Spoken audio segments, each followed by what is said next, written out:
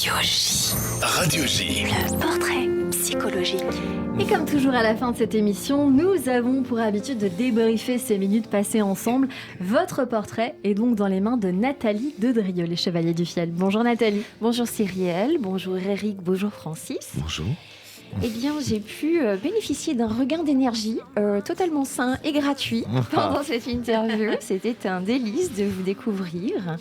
Et en toute intimité, et en même temps de voir combien deux personnalités peuvent former une union et s'épouser, tout en permettant à chacun de trouver sa place et dans le respect de la place de l'autre. J'étais assez curieuse de voir comment ça allait se mener. Et j'ai pu trouver qu'il y avait aussi beaucoup de calme dans vos postures, dans votre corps. Dans ma pratique, j'ai encore autant de place aux mouvements corporels et aux émotions que ça peut aussi raconter.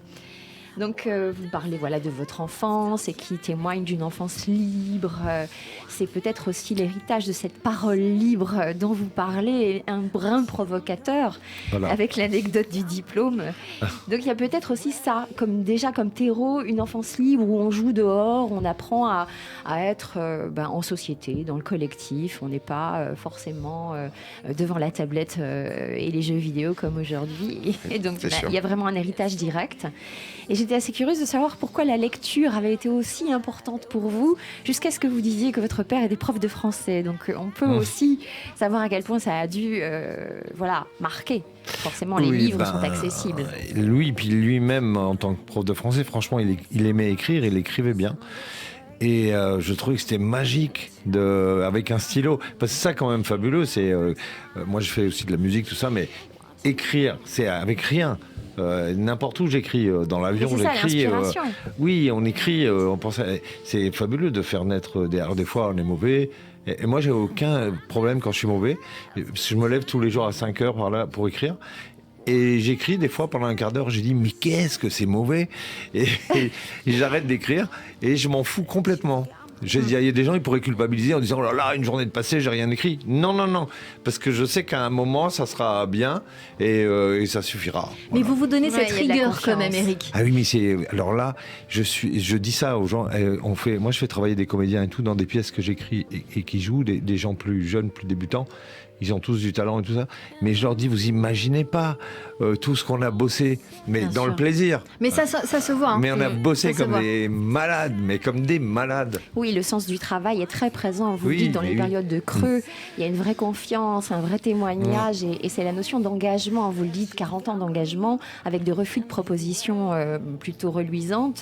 C'est vraiment une notion de je suis là et je fais à partir de ce qui est entre vous, de vos deux talents qui sont bien connectés. On fait ce qu'on veut faire. Et vous vous appuyez sur le collectif aussi à l'extérieur.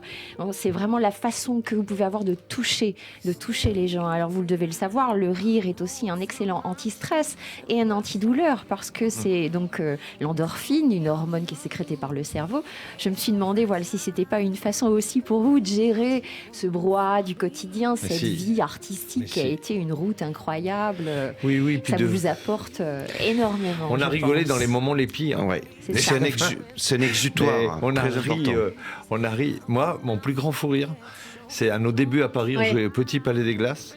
Et j'avais tout le temps des idées à proposer à Francis. C'est comme lui, il est tout le temps preneur. Il disait bon d'accord. Et un jour, il y avait un critique du Figaro. C'est une des premières fois qu'il y a un critique qui vient. Et j'avais eu l'idée d'un sketch. C'était un mec qui avait perdu un peigne. Il avait la bouche comme ça en travers et il disait vous auriez pas vu un peigne. Donc c'est très ça, con. Oui, très raconté comme écoute. Ça, on se dit bon voilà. Et donc je convainc Francis de le faire. Moi je suis derrière le rideau. Lui il rentre. Et déjà, la salle elle était pleine, il y avait 14 personnes. C'est ça, ouais. Et le critique de Figaro, qui était un espèce de vieux méchant avec un chapeau, méchanceté, Francis, il rentre et dit vous auriez pas vu un peigne. J'ai jamais vu une salle aussi peu réagir. Mais à ce point. Et après, il a pas de chute, c'est-à-dire il est planté sur la scène. Et vous avez pas vu. Le grand vide. Je pleurais de rire derrière. Mais c'est jamais le même public. Des fois, il y a des réactions, des fois, il y en a pas. Oui, non, mais on l'a jamais revu. Vous l'avez jamais retenté. Un peu ça, c'est sans filet. Oui, mais ça, quand on fait nos directs à la télé, personne fait une pièce de théâtre qui n'a jamais été jouée. Oui.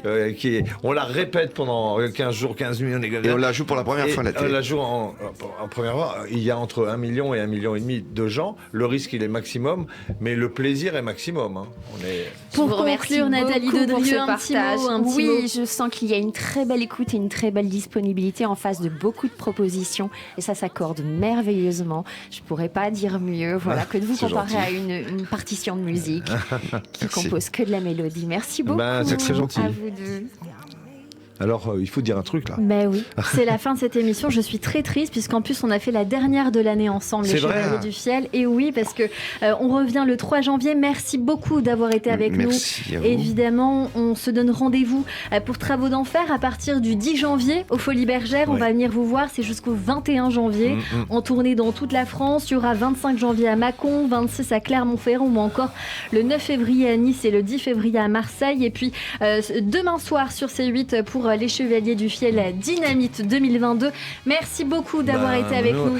Non, nous, on a été ravis Merci. de la Merci à vous. qualité On était ravis des également. chroniqueurs, des textes et de tout ça. Également. Et vous avez travaillé le truc avant l'émission et moi je dis bravo, c'est pas le cas le plus fréquent dans ce métier. Merci mille fois. Rendez-vous le 3 janvier sur Radio J. Et puis Hanouka Samer à tous.